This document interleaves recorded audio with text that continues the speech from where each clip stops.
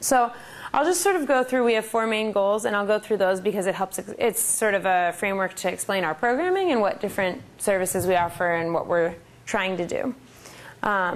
So this is one of our high school interns from 2 years ago selling at the Winter Farm stand.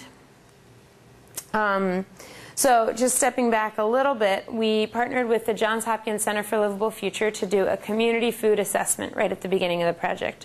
And there's a ton of things that we measured. I'm just highlighting a couple here.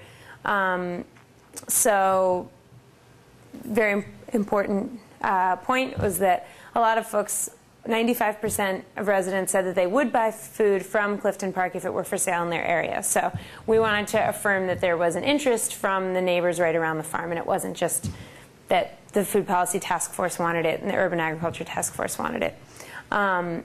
And this survey was around 140 households surrounding the park. So it was a convenient sample. It was not, didn't take into account every single household or every single neighborhood, but it was a pretty thorough assessment nonetheless. 65% of the people who took the survey wanted to buy foods that are not available to them, and 37% were often or sometimes unable to buy healthy food because they're out of money or assistance, which would be food stamps or WIC or Social Security or something else. So in general, the highest dissatisfaction with neighborhood food was regarding quality.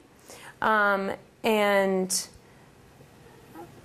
this is a little blurry, but quality and the availability of healthy food of selection. So these are things that we were directly hoping to address through the farm.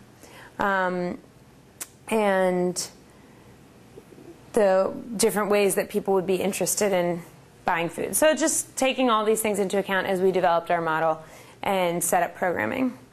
So, and then there were a lot of correlations with health problems. The people who said that they don't have an easy time getting healthy food had the highest rates of disease in their homes, which is not surprising, but it was interesting to see sort of statistically through the survey.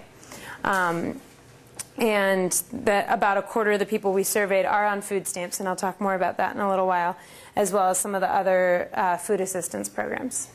So that's just a little background. There are 5 neighborhoods right around the park.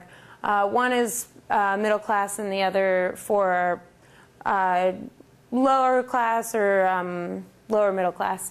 And varying degrees in each neighborhood. Because Clifton Park is so big, 2 neighborhoods on different sides of the park have very different geographic situations. So some neighborhoods have much easier access to a grocery store than others, but all of them have the similar problems to Metro Baltimore with proliferation of corner stores and fast food and carryouts.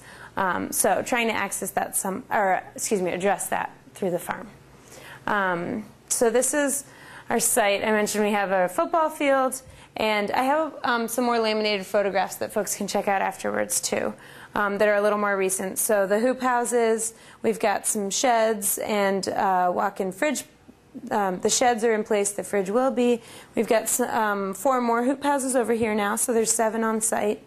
Small compost operations, some fruit trees, and we have 1 beehive. We're hoping to expand that depending on funds and staff availability and everything. So this is a constantly in progress picture.